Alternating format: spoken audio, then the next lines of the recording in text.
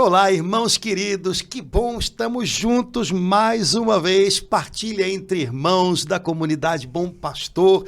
Bem-vindo aqui à nossa mesa, senta aí com a gente, para a gente conversar um pouquinho. Tudo bem, Laura Beatriz, minha irmã? Tudo bem, Padre Antônio, nessa segunda semana da Quaresma, espero bem vivida. Isso, uma Quaresma aqui acontecendo dentro da gente, né? Vivendo a Quaresma é a nossa proposta desses nossos encontros, né? Verdade. Já desde a quarta-feira de cinzas, e viver uma Quaresma que de verdade ajude a gente a ter um tempo novo com Deus, deixar que Ele faça um grande trabalho de descobertas no nosso coração.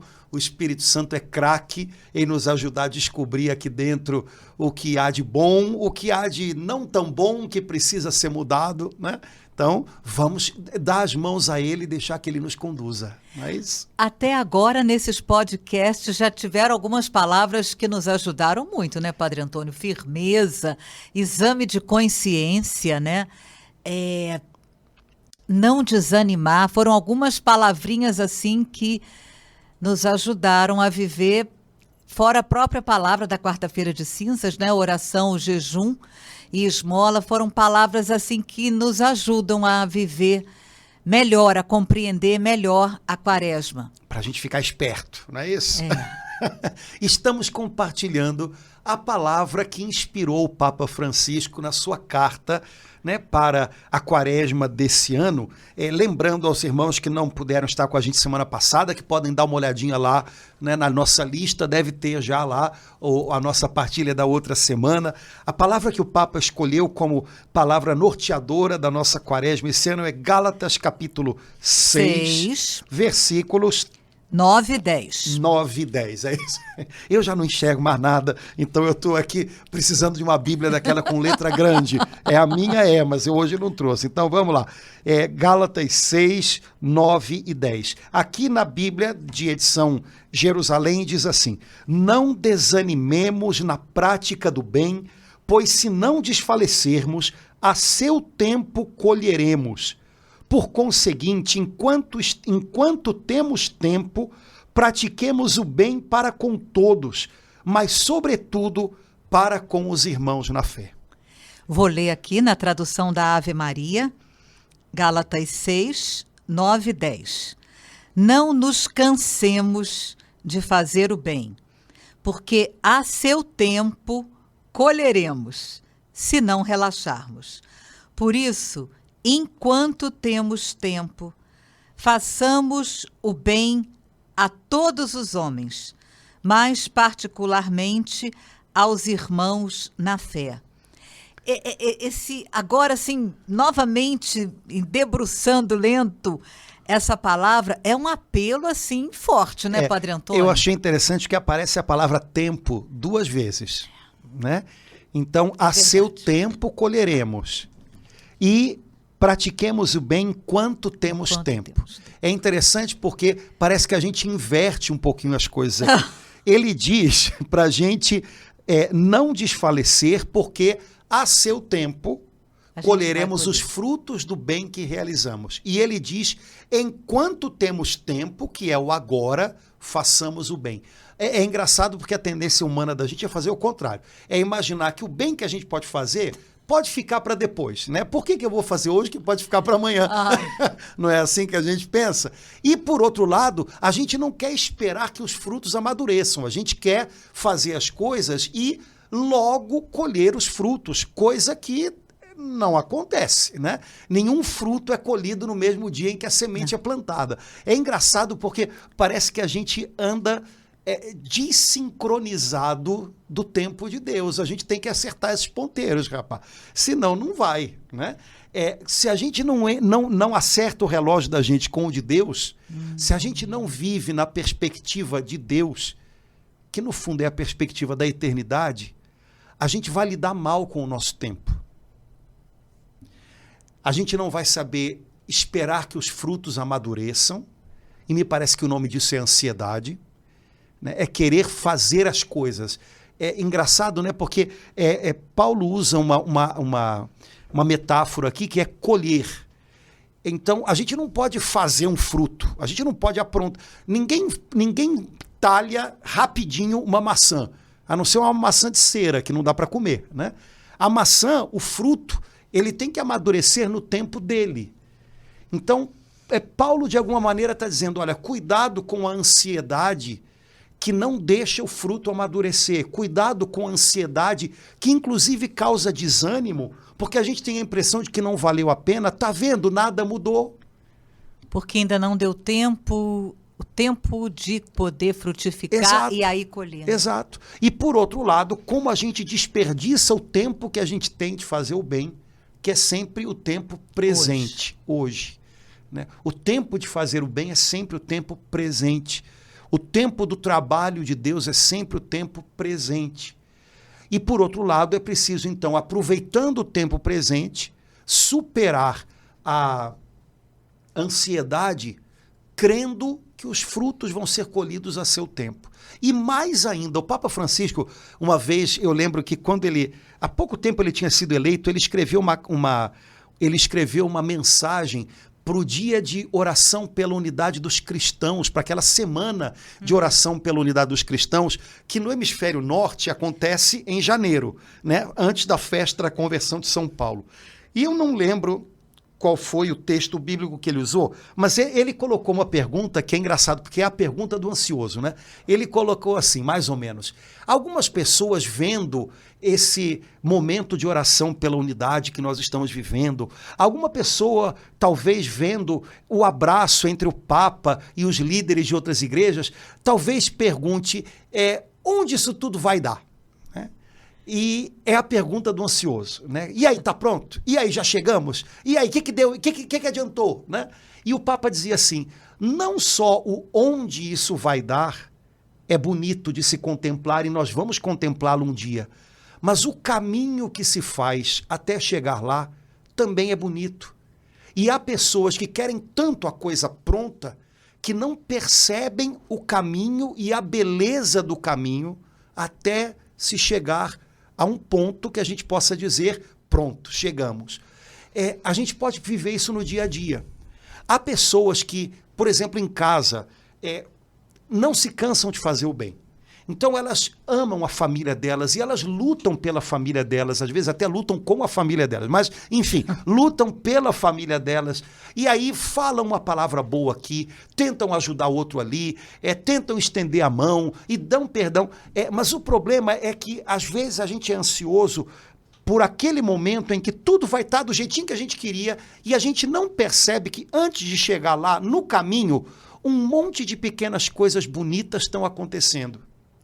A gente deixa de curtir isso. E me parece que é importante a gente saber curtir o tempo da espera. Curtir o caminho que está sendo feito até a hora da colheita. Curtir o amadurecimento daquilo que foi semeado. Quando a gente é criança, acho que todo mundo passou por isso.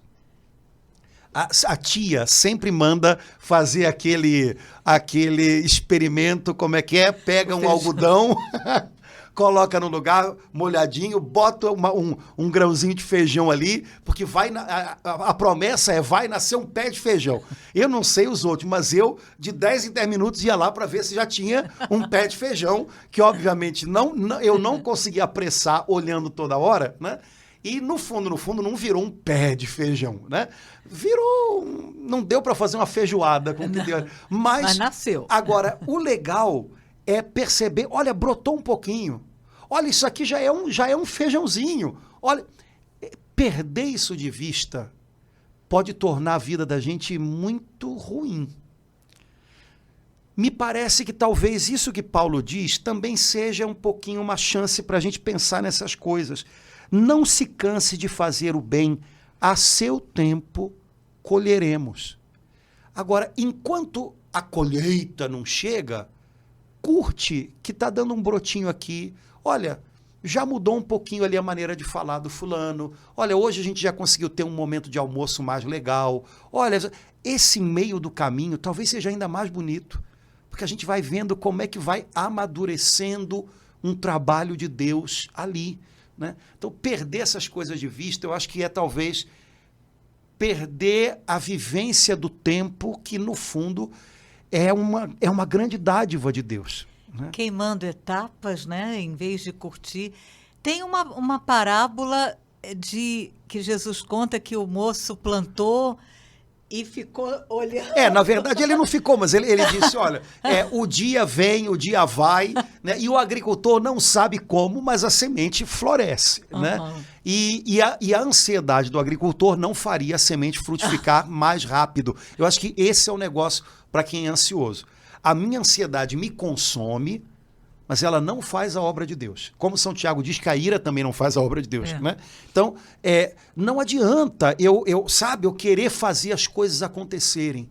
Às vezes a gente tem um pouquinho essa ideia, né, de que a gente vai fazer as coisas acontecerem.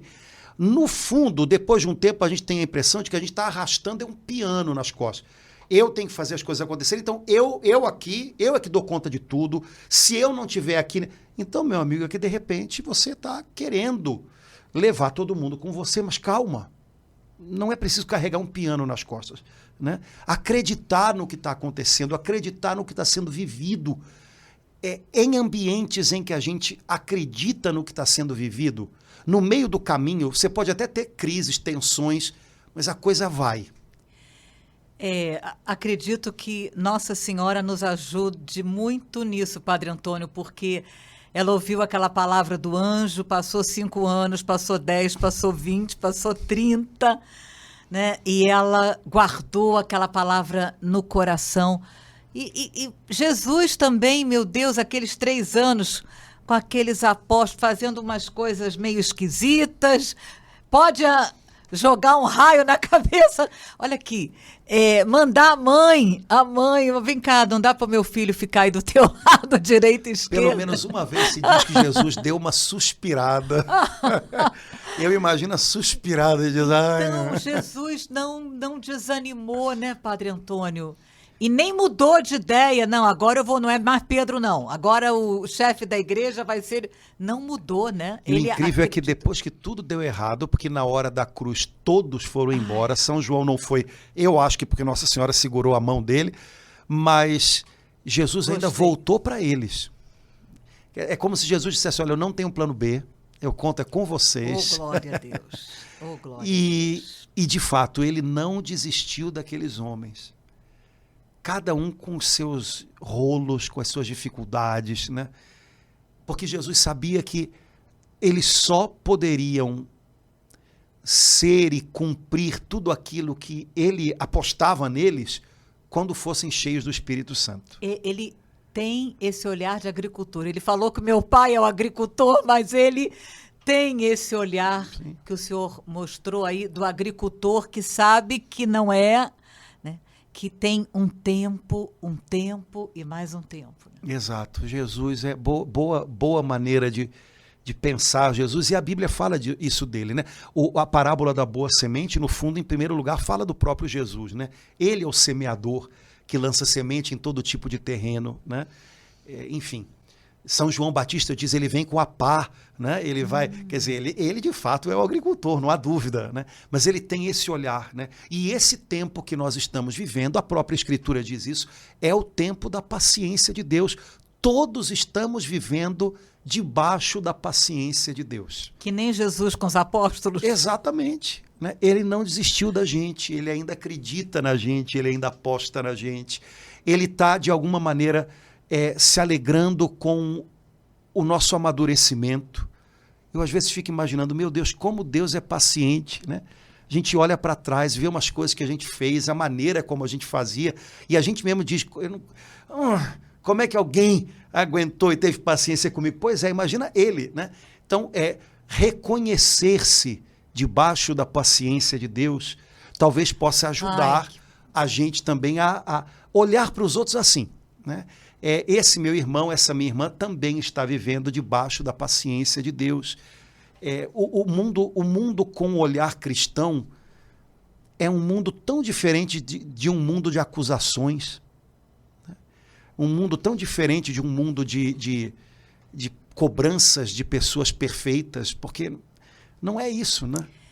Ai, Padre Antônio, foi tão bom isso, olha, porque eu pude assim contemplar que assim como Jesus, olha que ousadia, não desanimou vendo Pedro fazer tudo aquilo, ele não desanima de mim, não desanima de ninguém, né? Porque ele crê nesse momento que vem depois, ele crê no amor dele, ele crê na obra que o Espírito Santo está fazendo em nós, a cada dia, embora algumas vezes a gente não perceba, né? Sim, eu achei muito legal, 2 vezes aparece a palavra tempo. É mesmo, Padre Antônio.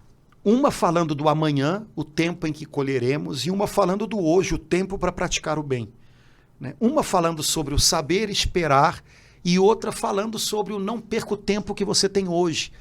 E como a gente precisa aprender a trabalhar essas duas medidas, coisas, né? Não inverter. Exato. No fundo, eu tenho a teoria de que a gente às vezes não anda muito bem porque a gente vira as coisas de cabeça para baixo, né? Sabe, a gente trata o tempo de um jeito diferente daquele como Deus o imaginou e deu para a gente, né? E 1000 outras coisas, né? Então me parece que é uma boa lição de Paulo, entre outras, né? A gente falou do desânimo, a gente falou do não se cansar de fazer o bem, porque quando eu me canso de fazer o bem, necessariamente não quer dizer que eu vá fazer o mal, mas quer dizer que eu vou me tornar indiferente, quer dizer, eu não vou fazer mais nada, eu vou deixar para lá, né? E essa omissão, né, que foi um pouquinho que a gente conversou, né, do que você colocou também na semana passada, essa omissão, esse deixar de fazer o bem que pode ser feito, é algo que, nossa mãe, de algum modo vai ser cobrado de nós, né? É motivo da gente se arrepender. Eu podia ter feito um bem que eu não fiz. Eu podia ter aliviado o sofrimento de alguém e eu permiti que permanecesse. Né? Lembro daquela passagem de Jesus, aliás, mais de uma passagem em que Jesus cura em dia de sábado, e a impressão que dá, porque ele sabia que os fariseus iam pegar no pé dele, então, a impressão que dá é que quando Jesus vai dizer para eles algo, Jesus vai dizer para eles, escuta, vocês queriam que o sofrimento dessa pessoa durasse mais um dia, como aquela mulher encurvada, né? Jesus diz, Satanás amarrou essa mulher durante anos, vocês queriam que eu deixasse ela amarrada até amanhã? Jesus tinha muito a consciência do bem que ele podia e devia fazer hoje. Né? Como a gente podia, talvez, viver melhor algumas coisas na nossa vida se a gente percebesse, olha, é o bem que eu posso fazer hoje, eu vou fazer. Talvez valha mais do que a rotina que eu quero preservar ou a correria na qual eu estou sempre envolvido. Né? Talvez algumas pessoas ou algumas coisas baguncem um pouquinho o coreto da gente, mas pode ser que seja ali o lugar onde Deus quer encontrar a gente naquele dia, né? Eu acho que agora o senhor colocou no dedo ali, num lugar bem... É isso aí, né? Quebrar a nossa rotina, aquele bem que Deus me pede para fazer naquele dia, aquilo vai atrapalhar, tirar um pouco do meu sono, enfim. E Deus me pede para deixar que aquilo é um bem que vai ultrapassar e aquela rotina vai ser feita de outra forma. Eu acho que o senhor tocou num ponto bem especial. Acho que o senhor colocou num ponto onde a gente cai com muita facilidade, Padre. A gente acaba fazendo as coisas por fazer, fazendo coisas que nem precisava mais, repetindo coisas, simplesmente porque quase como um bichinho adestrado, né? E a gente às vezes não percebe aqueles momentos em que Deus invade o dia da gente, do jeito dele, soberano, né? Pedindo a gente algo, estendendo a mão para a gente de alguma maneira, não cabe naquele tempo da gente, naquele horário, naquela rotina da gente, e talvez a gente perca algumas das coisas mais bonitas da vida justamente por essa incapacidade de perceber, né, que Deus está invadindo a vida da gente de maneira, né, surpreendente, por meio de algo que não é só a manutenção daquilo que eu faço sempre e tal, né? E como a gente fica irritado quando... Né, eu fico, né? Quando a gente sai um pouquinho alguma coisa tira a gente um pouco da rotina, a primeira reação da gente normalmente é empurrar para lá. Né? Não, eu quero manter o meu, né? Mas... peraí, respira fundo, conta até 10, de repente é uma oportunidade de você, né, ter contato com algo que vai fazer a diferença naquele dia. A gente tem que estar numa sintonia boa com Deus, porque senão a nossa pressa atropela tudo e a gente nem vê. né? Mas, Padre Antônio, o final do Sermão da Montanha, ou pelo menos das bem-aventuranças, eu fico sempre pensando naquilo, né? É uma surpresa. Quando foi que o Senhor veio falar comigo naquela... Quando foi que o Senhor... Eles não sabiam, eles não identificavam, né? Jesus diz que... Então, isso sempre me leva a pensar, quando foi? Talvez numa hora em que eu... Não, olha, agora eu tenho que terminar isso aqui. Como também os que foram as ovelhas do lado direito, né? Também não sabiam. Mas quando foi que a gente serviu, né? Eles também não sabiam, tinham, Padre Antônio, não sabiam, é mesmo. Né? Jesus anda escondido em muita gente. É mesmo. Né? E, na verdade, é como se ele quisesse dizer para a gente, olha, não esqueçam que vocês não estão no mundo como executores de tarefas, vocês estão no mundo glória. vivendo Amém. Relacionamentos. Vocês estão convivendo. O risco que a gente corre, inclusive a gente na igreja, é começar a pensar que a gente tem 1000 tarefas para resolver. E a gente esquece que aquelas tarefas sempre têm a ver com pessoas. A gente começa a imaginar que a gente tem 1000 planos para cumprir, para realizar, mas planos, ou eles têm a ver com pessoas, ou eles só têm a ver com o meu eu, com o meu ego, com a minha vontade própria. Então, Jesus, de algum modo, bate nessa tecla. O Papa Bento XVI, ele... acho que numa encíclica dele, né, Deus Caritas, né, ele diz... o cristianismo todo ele, do começo ao fim, é relacionamentos. Relacionamento com Deus em Cristo, relacionamento com os irmãos, né? Relacionamento com Cristo através dos irmãos, relacionamento novo com os meus irmãos através de Cristo. Se a gente perder isso de vista, a gente corre o risco de despersonalizar a gente e os outros. E aí a gente se torna uma máquina de resolver problema, a gente se torna uma máquina de criar coisas, de fazer coisas, e os outros acabam virando para a gente pecinhas do nosso quebra-cabeça, né? Então, Jesus não é o sábado, são essas pessoas. Não é isso ou aquilo, são essas pessoas, né? Então, seguir Jesus, de alguma maneira, tem que rearrumar a maneira, o modo da gente lidar com a vida, né? Jesus muda a maneira da gente lidar com a vida, ele não traz só penduricalhos para a nossa vida. A minha vida é essa, e Jesus me pendura umas coisinhas aqui, não. Ele muda a maneira da gente olhar a vida. Até no sábado, como essa passagem. Padre Antônio, eu amo aquele versículo que fala...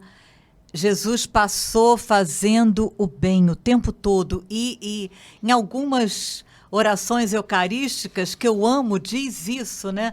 Jesus passou fazendo o bem, então tudo, inclusive nos momentos em que ele foi atrapalhado, né? Nos momentos que ele estava num jantar com os amigos, ou pelo menos com as pessoas com quem ele queria falar, entra aquela mulher naquela casa e começa a chorar e começa a lavar, atrapalha tudo. Meu Deus, era um jantar, como é que essa mulher entra aqui e começa a chorar e molhar os pés de Jesus? Então, cenas como essa, né? E por isso eu amo esse versículo, Jesus passou fazendo bem. Então, naquele momento era um jantar, mas também era a hora de, naquele jantar, Jesus fazer o bem, né? Esse versículo está no livro de Atos, e capítulo 10, né, versículo 37. Pedro está fazendo uma pregação, e aí ele resume praticamente todo o caminho de Jesus sobre a terra com essa frase, né? Irmãos, sabeis o que aconteceu por toda a Judeia. Jesus de Nazaré, começando pela Galileia, depois do batismo proclamado por João, como Deus o ungiu com o Espírito Santo e com poder, ele que passou fazendo o bem e curando a todos os que estavam dominados pelo diabo, porque Deus estava com ele. Passou fazendo o bem. É uma boa maneira de resumir a vida de uma pessoa. Nossa! Já imaginou se um dia botarem lá no buraco de onde a gente... Uau, Padre Fulano Antônio! Passou fazendo Meu bem. Deus, de bom Padre tamanho, Antônio. né? Não. Agora é interessante, Laura, porque eu não sei se você lembra, tem um outro versículo que diz, as pessoas vendo Jesus curar, diziam, ele fez bem todas as coisas. Ele fez bem todas as coisas. Pelo menos no lecionário a tradução é essa. É mesmo, Padre Engraçado, Antônio. ele passou fazendo o bem E ele fez bem bem todas as coisas. Né? São duas coisas distintas. São duas dimensões da palavra bem. Tem né? a ver. Né? Aqui ele passou fazendo o bem, ele deixou marcas boas na vida de quem ele encontrou. Aliás, ele continua passando e fazendo bem quem se encontra com ele. Né? E curando a todos. Eu sempre que eu falo dessa palavra, eu lembro para os irmãos, olha, todo mundo conhece pessoas que adoecem as outras e conhece pessoas que curam as outras. É claro, Jesus curava também fisicamente, mas todo mundo conhece uma pessoa ou outra, às vezes que é intimidadora na maneira de falar e tal, que quando a gente chega perto, a gente chega com medo, aí dá dor de barriga, sei lá o quê, né? Há outras pessoas, eu tenho certeza que você deve conhecer, que às vezes a gente vai conversar, aí faz aquela pergunta que tem que tomar cuidado na hora de fazer. E aí, como é que tá? Aí a pessoa, aí começa, tá. Se você conversar agora 10 minutos, você sai se sentindo também, será que eu também tô? Né? Então, tem pessoas que adoecem quem está em volta. Todo mundo conhece, espero que não seja o nosso caso. Né? Mas Jesus é de um tipo de pessoa, aliás, ele é o primeiro, né? Que cura quem está em volta. É verdade, Padre Antônio. E eu acho isso muito legal, porque eu tenho certeza que todos nós também conhecemos pessoas que só de estar com elas a gente se sente melhor.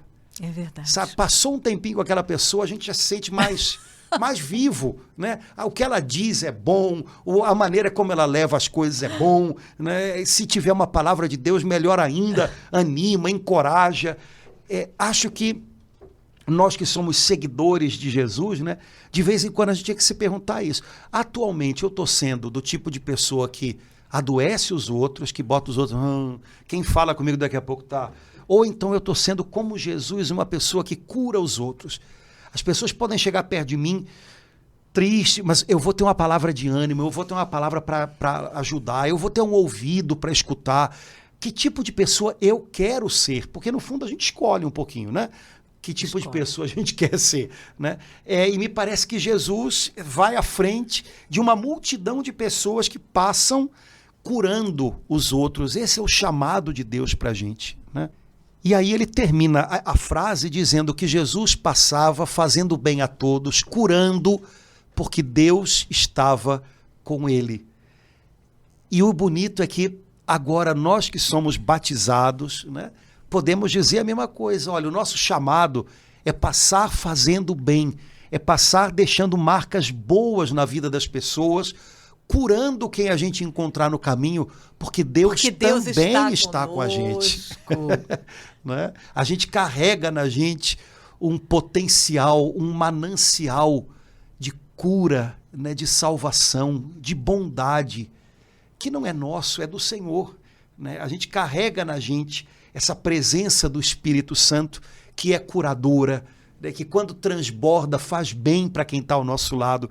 E seria maravilhoso se a gente aproveitasse, né, essa nossa identidade e lembrasse disso. Nesse lugar onde eu estou entrando hoje, eu não sei se eu vou resolver todos os problemas, eu não sei, mas eu vou passar por ali fazendo o bem. Eu não vou adoecer as pessoas que estão ali comigo, eu vou curá-las um pouquinho, porque eu sei que Deus está comigo. Quando a gente vai para o trabalho, né, às vezes no metrô, no ônibus, eu estou indo para o meu ambiente de trabalho, que nem sempre é fácil, às vezes é um ambiente complicado. Senhor, eu creio que o meu chamado é o chamado de Jesus. Eu sou batizado, eu sou uma coisa só com Jesus. O chamado dele agora é o meu. Então eu vou hoje para o meu trabalho com essa consciência. O Senhor quer que eu vá lá e passe fazendo o bem, deixe marcas boas na vida daquelas pessoas que são meus colegas de trabalho, que são as pessoas que eu vou atender. E aqueles que chegarem perto de mim adoecidos na alma, eu vou deixar alguma coisa boa do Senhor para curá-los, porque eu sei que lá no meu trabalho o ambiente pode não ser o melhor do mundo, mas Deus está comigo. Então o Senhor quer entrar lá comigo e quer fazer a diferença para melhor. Eu não vou resolver todos os problemas do mundo, eu não vou virar aquele lugar de cabeça para baixo, eu não vou, sem essas coisas fantasiosas, mas eu vou passar fazendo o bem, deixando uma marca boa aqui, ali, pronto. O Senhor está comigo para isso. Padre Antônio, o senhor sabe que quando o senhor descreveu aí, né, uma situação de trabalho com aquela pessoa que de repente me causa problema e eu tenho uma palavra curadora para ela, eu vi que aqui no versículo tem a todos, né? Jesus passou, andou, na minha tradução da Ave Maria, fazendo o bem a todos. Então, assim, fazendo um exame de consciência, que foi o que a gente falou no podcast passado, eu pude, assim, admitir que, às vezes, assim, eu escolho a quem fazer o bem, né? Eu escolho algumas pessoas para fazer o bem para elas, né?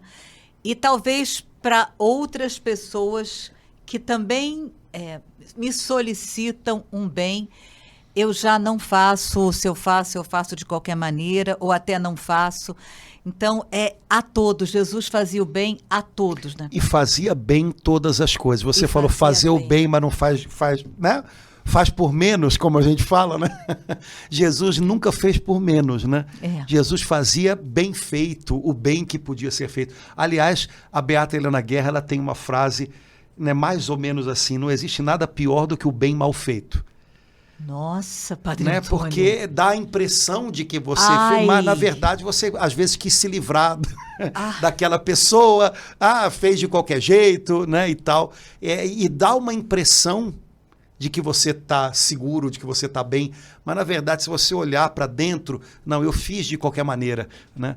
E de fato, a gente às vezes escolhe a quem fazer o bem, escolhe a quem não fazer nada, escolhe, se a pessoa vem e pede alguma coisa, a gente fazer por menos um pouquinho ou um pocão, né? Laura, ver essas coisas é ótimo, porque só de ver, ninguém precisa dizer mais nada. Você está entendendo? Não, a gente já entende. Entendi o recado, porque a Bíblia está me dizendo que o modo de proceder de Jesus não era esse. Então, o meu modo de proceder deve ser semelhante ao dele. Nós somos cristãos por isso. Jesus é a nossa inspiração em tudo. Então, a minha inspiração de vida não é as pessoas dizerem, mas também não é bem assim. Mas não. Jesus é a minha inspiração. Então, Jesus fez bem todas as coisas e fez bem a todos. Né? Então, esse é o meu ideal, essa é a minha inspiração, é para esse lugar que eu devo olhar quando eu tento fazer algo. É claro que eu posso melhorar, é claro que eu vou perceber muitas vezes a minha incoerência, mas ok, percebendo isso, se o meu modelo, se a minha inspiração é ele, eu volto os olhos para ele e tento de novo, e tento de novo, e tento de novo. O negócio é não tirar os olhos dele. Né? O Beato Carlo Acutis, eu acho que uma frase que ele escreveu, ele disse isso, né? Tristeza é o nosso olhar para nós mesmos. Alegria é o nosso olhar em Jesus. Né? Quando a gente tira os olhos de Jesus e olha para a gente, eu fiz, eu não... Pronto, acabou. Né? Quando a gente volta a olhar para ele, eu não fiz, mas a minha inspiração é ele, eu vou tentar mais uma vez. O Senhor está comigo, o Espírito Santo está comigo, ele vai me ajudar, ele não desiste de mim. Pronto. O coração se anima de novo, né? sem abatimento. Né? E que bom que a gente pode fazer isso ao longo de todo o dia, né?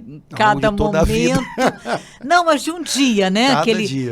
Cada dia, porque a cada dia a gente tirou olhar. Opa, Senhor, olhei para lá, não foi legal o que eu olhei, tá? Eu quero olhar para o Senhor de novo, quero olhar para a sua face santa e sagrada. Como é bom a gente poder retomar a cada instante no período de um dia, né? De um hoje, né, Padre Antônio? Lembrando disso, né? E talvez seja uma coisa que nós cristãos tenhamos que dar o braço a torcer, de que a gente não está indo muito bem nisso, né? Jesus não é uma figura distante. Para um cristão, Jesus é a inspiração da vida. Amém. Senão, eu sou só um admirador de Jesus. Uau, que cara, que incrível. Não, Jesus não quer admiradores nesse sentido. Jesus quer seguidores, Jesus quer imitadores. Né? Não por acaso o segundo livro mais lido de toda a cristandade depois da Bíblia é Imitação de Cristo. Jesus quer pessoas que expressem aqui na Terra o jeito dele. Né? Senão, outra coisa é um fã-clube de Jesus, não a igreja de Jesus. Né?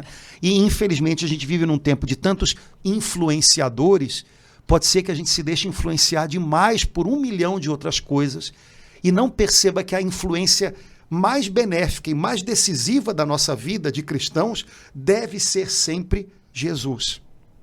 Jesus deve ser o meu maior influenciador.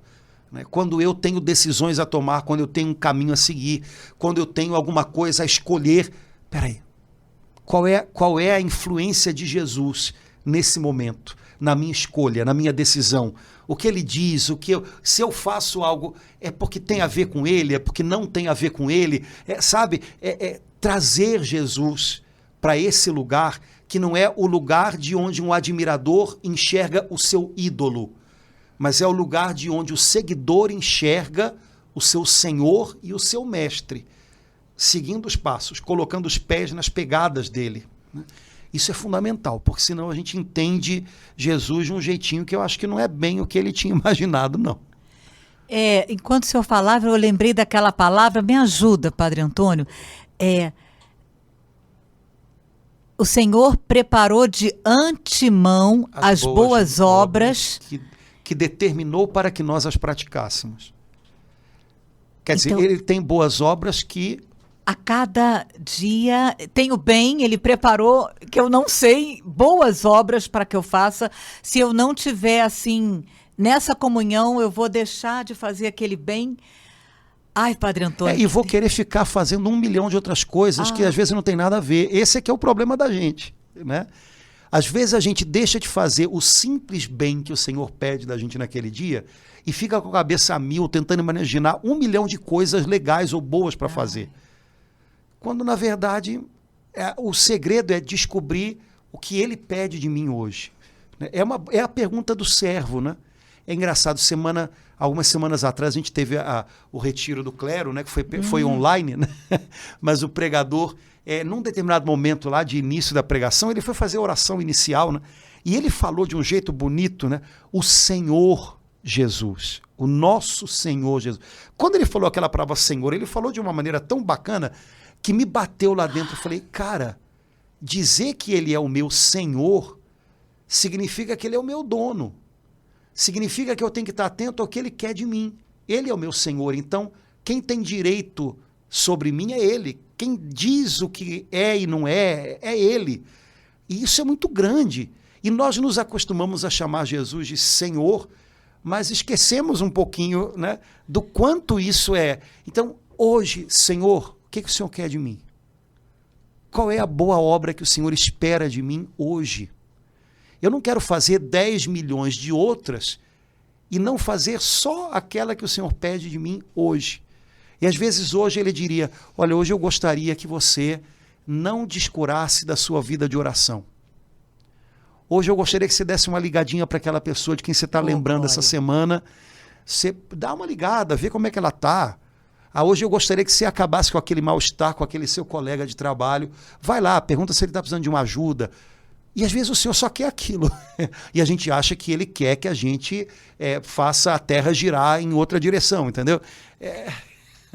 Padre Antônio, recentemente, ao fazer a pergunta, né, eu pude ouvir no coração, olha, mesmo tarde, eu sei que você está cansada, lava aquela louça que está lá na cozinha. E eu lavei, numa alegria, Padre Antônio. Porque ainda tem isso, né? Quando a gente entende que a gente está fazendo algo que é um sim para Deus, aquilo dá para a gente um ânimo, um fôlego. Eu já vi pessoas passarem por situações sofridíssimas, mas elas entenderam que naquele sofrimento elas estavam dando um sim para Deus. Acabou. O coração arrebentado, né? Mas em paz. A fonte da paz é a gente concordar com Deus. É a gente, de alguma maneira, entender, ok, é isso que o Senhor quer de mim, é isso que eu quero viver, é isso que eu quero dar. Acabou. Sabe? Então, até no meio de um momento sofrido, a gente pode encontrar uma paz imensa quando a gente entende, o Senhor está pedindo de mim o meu sim nesse momento, a minha paciência nesse momento, a minha confiança nesse momento, eu vou dar a Ele o que Ele está pedindo de mim. Não quer dizer que não dói, não quer dizer que seja fácil, não é, mas paz é outra coisa, o coração encontra a paz. Dizer sim para Deus traz uma paz imensa para o coração da gente, né? Então, isso pode servir tanto para lavar uma louça no final do dia, quando a gente está cansado, como passar por uma cruz, às vezes pesada, né? De alguma maneira, a paz de Deus, São Paulo usa essa expressão e é tão bonita, a paz de Deus guarda o coração da gente. Guarda o coração, né? O Antigo Testamento dizia, se há alguma coisa que se deve guardar nessa vida, guarda o teu coração, né? Então, é a paz de Deus, é a paz que vem de Deus, quando a gente diz sim para Ele, que guarda o coração da gente da revolta, da mágoa, do desespero. Senão a gente fica entregue a essas coisas todas, né? Da confusão mental e até de não saber o que fazer. Sim.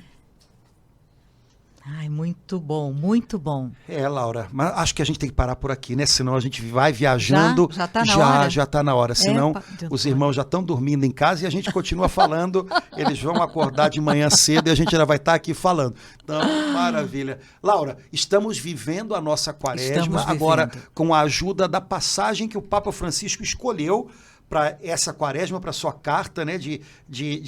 Vamos dizer assim, chamada dos católicos a viverem a quaresma.